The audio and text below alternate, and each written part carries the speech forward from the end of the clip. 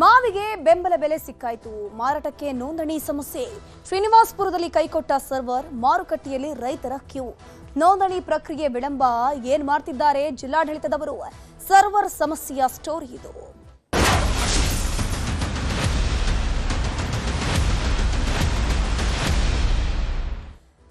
ರಾಜ್ಯದಲ್ಲಿ ಮಾವಿಗೆ ಬೆಂಬಲ ಬೆಲೆ ಇಲ್ಲ ಅಂತ ಹೇಳಿಕೊಂಡು ಪ್ರತಿಭಟನೆಯನ್ನ ಮಾಡಿ ಫೈನಲಿ ಬೆಳೆಗೆ ಈಗ ಬೆಂಬಲ ಬೆಲೆ ಸಿಕ್ಕಾಯಿತು. ಆದರೆ ಮಾರುಕಟ್ಟೆಯಲ್ಲಿ ಮಾತ್ರ ಮಾವು ಬೆಳೆಗಾರರು ಪರದಾಟವನ್ನ ನಡೆಸ್ತಾ ಇದ್ದಾರೆ. ಎಷ್ಟು ದಿನ ಮಾವಿನ ಬೆಲೆ ಕುಸಿತ ಆಗಿದೆ, ಬೆಂಬಲ ಬೆಲೆ ಬೇಕು ಅಂತ ಹೇಳ್ಕೊಂಡು ಪ್ರತಿಭಟನೆ ಮಾಡಿದ್ರು. ಸರ್ಕಾರ ಬೆಂಬಲ ಬೆಲೆಯನ್ನು ಘೋಷಣೆ ಮಾಡಿದೆ. ಆದರೆ ಮಾರುಕಟ್ಟೆಯಲ್ಲಿ ಬೆಳೆಗಾರರು ಮಾತ್ರ ಪರದಾಟ ನಡೆಸಿದ್ದಾರೆ. ಮಾರಾಟಕ್ಕೆ ನೋಂದಣಿ ಮಾಡಿಸೋಕೆ ಸರ್ವರ್ ಸಮಸ್ಯೆ ಎದುರಾಗಿದೆ. ಶ್ರೀನಿವಾಸಪುರದ ಮಾವು ಮಾರುಕಟ್ಟೆಯಲ್ಲಿ ಸಮಸ್ಯೆ ಎದುರಾಗಿರುವಂಥದ್ದು. ಸರ್ವರ್ ಸಮಸ್ಯೆಯಿಂದಾಗಿ ನೋಂದಣಿ ಆಗ್ತಿಲ್ಲ. ನೋಂದಣಿ ಮಾಡಬೇಕು ಅಂತ ಹೇಳ್ಕೊಂಡು ಎಪಿಎಂಸಿಯಲ್ಲಿ 100ಕ್ಕೂ ಹೆಚ್ಚು ರೈತರು ಕ್ಯೂ ನಿಂತಿದ್ದಾರೆ. ರೈತ ಸಂಪರ್ಕ ಕೇಂದ್ರ ಎಪಿಎಂಸಿಯಲ್ಲೂ ಕೂಡ ಸಮಸ್ಯೆ ಎದುರಾಗಿದೆ. ಒಂದೇ ಸಮಸ್ಯೆ, ಸರ್ವರ್ ಸಮಸ್ಯೆ. ನೋಂದಣಿ ಕೇಂದ್ರಕ್ಕೆ ಹೆಚ್ಚುವರಿ ಕಂಪ್ಯೂಟರ್ ಬೇಕು ಅಂತ ಆಗ್ರಹಗಳು ಕೂಡ ಕೇಳಿ ಬರ್ತಿದೆ. ಸೊ ಮಾವಿನ ಸೀಸನ್ ಈಗ ಇದೇ ರೈಟ್ ಟೈಮ್ ಇವರಿಗೆ, ಮಾವು ಬೆಳೆಗಾರರಿಗೆ ಬೆಳೆಯನ್ನ ಬೆಳೆದು ಮಾರಾಟ ಮಾಡೋದಕ್ಕೂ ಕೂಡ ಈಗ ಬೆಂಬಲ ಬೆಲೆ ಕೂಡ ಸಿಕ್ಕಿದೆ. ಅದೇ ಖುಷಿಯಲ್ಲಿ ಮಾವು ಮಾರಾಟ ಮಾಡೋಣ ಅಂತ ಹೇಳಿದ್ರೆ ಇಲ್ಲಿ ನೋಂದಣಿ ಮಾಡೋದಕ್ಕೇನೆ ಸಮಸ್ಯೆ ಆಗ್ತಾ ಇದೆ. ಹಾಗಾದ್ರೆ ಈ ಸಮಸ್ಯೆ ಬಗ್ಗೆ ಅಲ್ಲಿನ ಮಾವು ಬೆಳೆಗಾರರು ಏನ್ ಹೇಳ್ತಾರೆ, ಬನ್ನಿ ನೋಡ್ಕೊಂಡ್ ಬರೋಣ. ಬೇಗ ಸಿಗ್ತಾ ಇಲ್ಲ ಸರ್. ಬೆಳಗ್ಗೆ 12 ಗಂಟೆಗೆ ಬಂದಿರೋದು ನಾವು. ಇವಾಗವರೆಗೂ ನಮ್ಗಿನ್ನ ಇದೇ ಬಂದಿಲ್ಲ. ಇನ್ನೆಷ್ಟೊತ್ತಾಗ್ತದೆ, ಅಲ್ಲಿ ಲೇಟ್ ಆಗ್ತಾ ಇದೆ. ಇಲ್ಲಿ ಸರ್ವರು ಇದೆ ಅಂತ ಇದ್ದಾರೆ. ಇಲ್ಲಿ ಕ್ಯೂ ಇಲ್ಲ, ಏನು ಇಲ್ಲ. ಟೋಕನ್ ಕೊಟ್ಟಿದ್ದಾರೆ, ಏನು ವೇಸ್ಟ್, ಸುಮ್ಮನೆ ವೇಸ್ಟ್. ಟೋಕನ್ ಆಗ್ತಾ ಇಲ್ಲ. ಇಲ್ಲಿ ಕೇಳಕ್ ಆಗ್ತಾ ಇಲ್ಲ.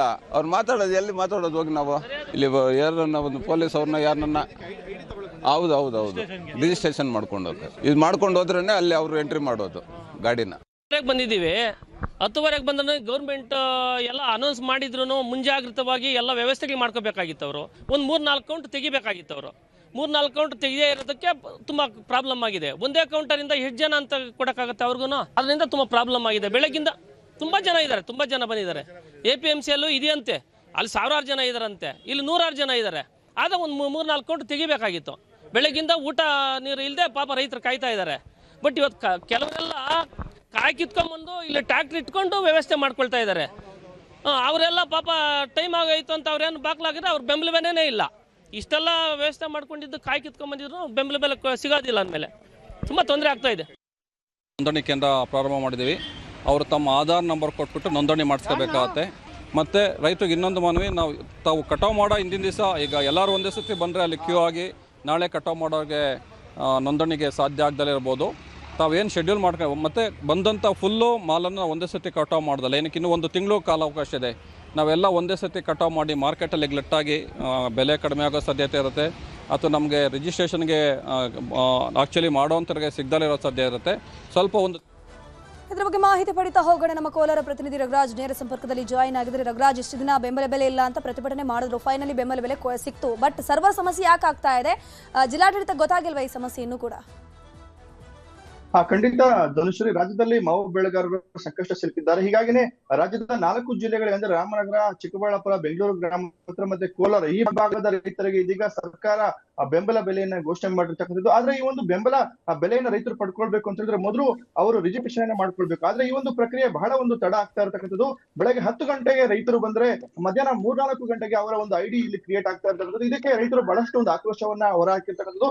ಸಾವಿರಾರು ಸಂಖ್ಯೆಯಲ್ಲಿ ಶ್ರೀನಿವಾಸಪುರದಲ್ಲಿ ರೈತರು ಕೂಡ ಇದ್ದಾರೆ. ಇದೀಗ ರೈತ ಸಂಪರ್ಕ ಕೇಂದ್ರ ಜೊತೆಗೆ APMC ಮಾರುಕಟ್ಟೆಯಲ್ಲಿ ಒಂದು ನೋಂದಣಿ ವ್ಯವಸ್ಥೆಗೆ ಒಂದು ಅನುವಾದ ಮಾಡಿಕೊಟ್ಟಿರ್ತಕ್ಕಂಥದ್ದು. ಆದ್ರೆ ಅಲ್ಲಿ ಸೂಕ್ತ ಸಿಬ್ಬಂದಿಯನ್ನ ನೇಮಕ ಮಾಡಿಲ್ಲ. ಜೊತೆಗೆ ಕೇವಲ ಒಂದೇ ಒಂದು ಕಂಪ್ಯೂಟರ್ ಅನ್ನು ಕೂಡ ಇರಿಸಿರ್ತಕ್ಕಂಥದ್ದು. ಈ ನಿಟ್ಟಿನಲ್ಲಿ ಅಲ್ಲಿ ಒಂದು ರಿಜಿಸ್ಟ್ರೇಷನ್ ಪ್ರಾಸೆಸ್ ಏನಿದೆ ಅದು ಬಹಳಷ್ಟು ತಡ ಕೂಡ ಆಗ್ತಾ ಇರ್ತಕ್ಕಂಥದ್ದು. ಈ ನಿಟ್ಟಿನಲ್ಲಿ ರೈತರು ಬಹಳಷ್ಟು ಆಕ್ರೋಶವನ್ನ ಹೊರ ಹಾಕ್ತಾ ಇದ್ದಾರೆ. ನಾವು ಮಾವನ್ನ ಕಟಾವು ಮಾಡ್ಕೊಂಡ್ಬಂದು ಇಲ್ಲಿ ಸರದಿ ಸಾಲಲ್ಲಿ ನಿಂತು ಐಡಿಯನ್ನ ಕ್ರಿಯೇಟ್ ಮಾಡ್ಕೊಂಡು ಮಾರುಕಟ್ಟೆಗೆ ಮಾವು ಮಾರಾಟ ಮಾಡೋದು ಯಾವಾಗ ಅಂತಕ್ಕಂಥ ಒಂದು ಆಕ್ರೋಶವನ್ನು ಹೊರ ಹಾಕ್ತಾ ಇದ್ದಾರೆ. ಈ ನಿಟ್ಟಿನಲ್ಲಿ ಸರ್ಕಾರ ಘೋಷಣೆ ಮಾಡಿರ್ತಕ್ಕಂಥ ಈ ಒಂದು ಬೆಂಬಲವನ್ನ ಪಡೆಯೋದಕ್ಕೆ ಸಮರ್ಪಕವಾಗಿ ಒಂದು ವ್ಯವಸ್ಥೆಯನ್ನ ಕೂಡ ಮಾಡ್ಬೇಕಾಗಿತ್ತ ಅಂತ ಒಂದು ಒತ್ತಾಯವನ್ನ ಇದೀಗ ರೈತರು ಮಾಡ್ತಾ ಇದ್ದಾರೆ. ಯಾಕಂತ ಹೇಳಿದ್ರೆ ಗಂಟೆಗಟ್ಟಲೆ ಒಂದೇ ಒಂದು ರಿಜಿಸ್ಟ್ರೇಷನ್ ಐಡಿ ಕ್ರಿಯೇಟ್ ಮಾಡ್ಲಿಕ್ಕೆ ಕಾಯಬೇಕು ಅಂತ ಹೇಳಿದ್ರೆ ಖಂಡಿತ ರೈತರಿಗೆ ಅದು ಸಾಧ್ಯ ಆಗೋದಿಲ್ಲ. ಹಾಗಾಗಿನೇ ರಾಜ್ಯ ಸರ್ಕಾರ ಜೊತೆಗೆ ಜಿಲ್ಲಾಡಳಿತಕ್ಕೆ ಇದೀಗ ರೈತರು ಒತ್ತಾಯವನ್ನು ಕೂಡ ಮಾಡ್ತಾ ಇದ್ದಾರೆ. ಏನು ಈ ರೀತಿಯಾಗಿ ಒಂದು ಸರ್ಕಾರ ಘೋಷಣೆ ಮಾಡಿರ್ತಕ್ಕಂಥ ಬೆಂಬಲ ಬೆಲೆಯನ್ನು ಪಡಿಬೇಕು ಅಂತ ಹೇಳಿದ್ರೆ ಒಂದು 2-3 ಕೌಂಟರ್ನ ತೆಗಿಬೇಕಾಗಿತ್ತು ಅಂತಕ್ಕಂಥ ಒತ್ತಾಯ ಮಾಡಿರ್ತಕ್ಕಂಥದ್ದು. ಈಗಾಗಲೇ ಜಿಲ್ಲಾಡಳಿತ ಈ ಒಂದು ಮಾವಿಗೆ ಒಂದು ಬೆಂಬಲ ಬೆಲೆಯನ್ನು ಪಡೆಯುವುದಕ್ಕೆ ಸುಮಾರು 47 ಸಿಬ್ಬಂದಿಗಳನ್ನ ನೇಮಕ ಮಾಡಿರ್ತಕ್ಕಂಥದ್ದು 3 ಕಡೆ ಚೆಕ್ ಪೋಸ್ಟ್ ಗಳನ್ನು ಕೂಡ ಆರಂಭ ಮಾಡಿರ್ತಕ್ಕಂಥದ್ದು, ಜೊತೆಗೆ ರೈತ ಸಂಪರ್ಕ ಕೇಂದ್ರ ಮತ್ತೆ ಎಪಿಎಂಸಿ ಮಾರ್ಕೆಟ್ ನಲ್ಲಿ ಕೂಡ ನೋಂದಣಿಗೆ ವ್ಯವಸ್ಥೆಯನ್ನು ಕೂಡ ಮಾಡಿಕೊಟ್ಟಿದ್ದಾರೆ. ಅಲ್ಲಿ Okay. ಹೆಚ್ಚಿನ ಸಂಖ್ಯೆಯಲ್ಲಿ ರೈತರು ಸೇರ್ತಾ ಇದ್ದಾರೆ. ಒಂದು ಸೂಕ್ತವಾಗಿ ಸಮರ್ಪಕವಾಗಿ ಒಂದು ವ್ಯವಸ್ಥೆಯನ್ನ ಮಾಡಬೇಕು ಅಂತಕ್ಕಂಥ ಒತ್ತಾಯವನ್ನ ಇದೀಗ ರೈತರು ಮಾಡ್ತಾ ಇರ್ತಕ್ಕಂಥದ್ದು ಧನುಶ್ರೀ.